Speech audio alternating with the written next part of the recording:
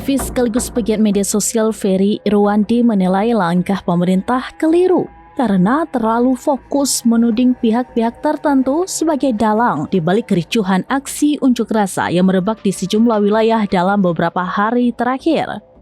Menurut Ferry, akar persoalan yang memicu gelombang protes dan aksi massa justru tidak kunjung ditangani secara serius oleh pemerintah. Ia menegaskan demonstrasi besar tidak akan muncul apabila pemerintah mampu menjalankan tanggung jawabnya dengan benar.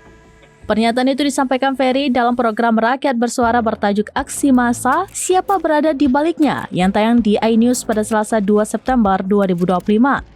Ferry juga menilai pemerintah salah langkah dalam membaca dan mengidentifikasi sumber utama dari kerusuhan yang terjadi. Dia pun menyinggung tunjangan anggota DPR yang naik di tengah kesulitan masyarakat mencari pekerjaan. Dia menyayangkan pemerintah berfokus pada aktor demonstrasi, alih-alih membereskan permasalahan yang menjadi penyebab aksi massa terjadi. Ferry juga mengungkapkan analisis terkait aksi massa yang belakangan berakhir ricuh. Menurutnya, terdapat dua faktor utama yang memicu kondisi tersebut, yaitu tindakan aparat di lapangan dan perilaku massa. Ferry menegaskan rentetan aksi yang terjadi sejak 25 Agustus telah menimbulkan korban jiwa yang tidak sedikit. Ia menyinggung peristiwa di Bandung ketika gas air mata ditembakkan hingga masuk ke dalam kampus. Menurut Ferry, tindakan itu jelas keliru. Ferry mengakui adanya perilaku brutal dari sebagian massa saat berunjuk rasa yang turut memperkeruh keadaan. Namun dia membedakan antara kelompok tersebut dengan mahasiswa yang turun ke jalan dengan membawa aspirasi yang jelas. Menurut Ferry, membaca situasi dengan tepat sangat penting agar langkah pemerintah tidak salah arah menghadapi maraknya aksi unjuk rasa ini.